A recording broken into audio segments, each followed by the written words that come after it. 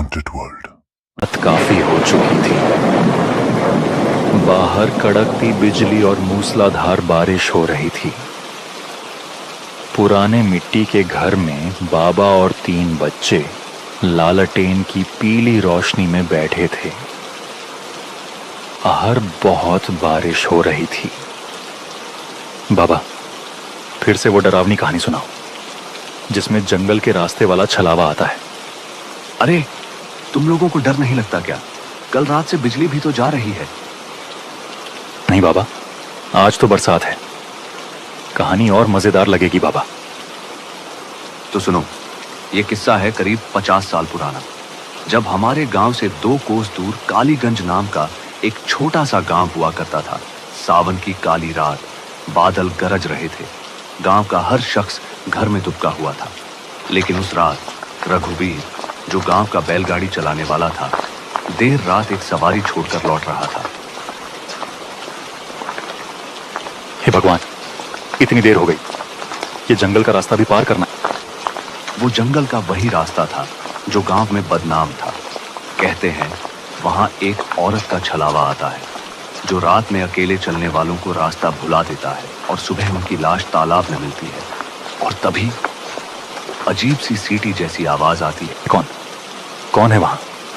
है बारिश और हवा के बीच बस वही हंसी गूंज रही थी। रघुवीर का दिल धड़क रहा था। उसने कदम तेज कर दिए, लेकिन पीछे से पायल की छन छन की आवाज भी तेज होने लगी। ये तो इंसानी कदम नहीं लग रहे। रघुवीर ने पीछे मुड़कर देखा और वहां एक औरत खड़ी थी, भीगी हुई, उसके बाल चेहरे पर चिपके हुए। रघुवीर के पांव कांप रहे थे। उसकी आंखें बरसात और डर दोनों से धुंधली हो रही थी और वो औरत वहीं खड़ी थी, जैसे उसे रास्ता रोक रही हो। तुम कौन हो इस रात में? अरे, कहाँ जा रहे हो? आगे का रास्ता मैं दिखा दूं क्या? रघुवीर ने गौर से देखा। उसके चेहरे पर एक अजीब सी मुस्कान थी और बारिश के बीच उसकी आंखें ऐसे चमक रही थीं जैसे कोई जानवर अंधेरे में चमकता है। नहीं, मैं अपने रास्ते जानता हूं। रास्ता? इस जंगल में कोई रास्ता नहीं निकलता। इतना कहकर वो औरत एकदम से मुड़ी और रघुवीर का दिल बैठ गया। उसके पैर उल्टे ही नहीं, पीछे की ओर ऐसे मुड़े थे जैसे किसी ने हड्डियां तोड़कर पलट दी हों। ओ भगवान, बचा ले। उसने बिना पीछे देखे दौड़ना शुरू कर दिया, लेकिन बारिश और कीचड़ में उसके पांव फिसल रहे थे।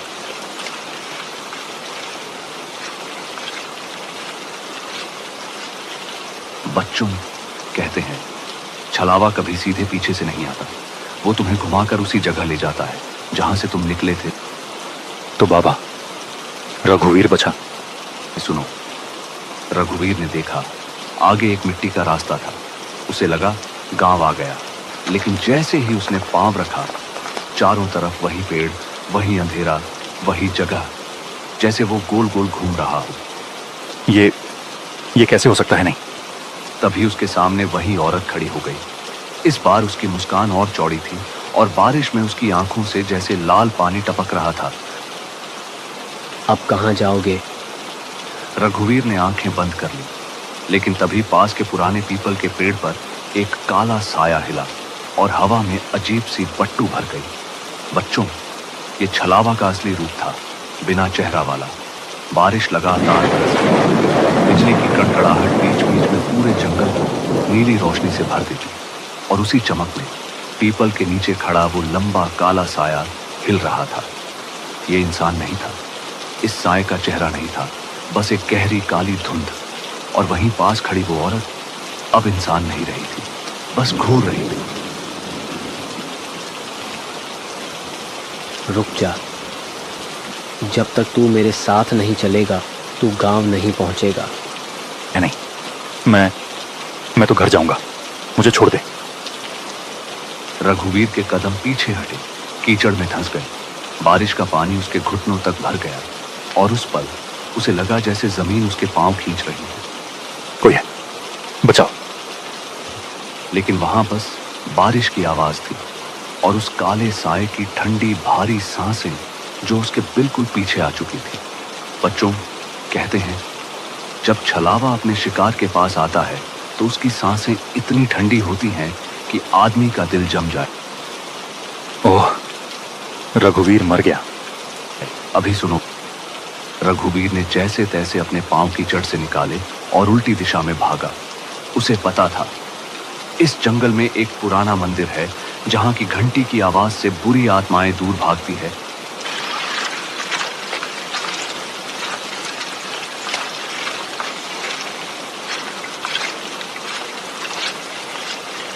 बस मंदिर तक पहुंच जाऊं, भगवान बचा ले।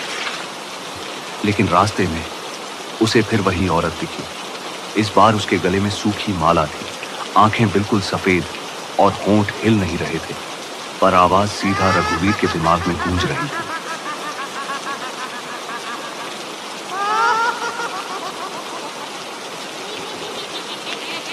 वो मंदिर की ओर दौड़ने लगा। पीछे से पायल की झंकार, साए की भारी सांसें और हवा में अजीब सी सड़ी गंध उसका पीछा कर रही थी।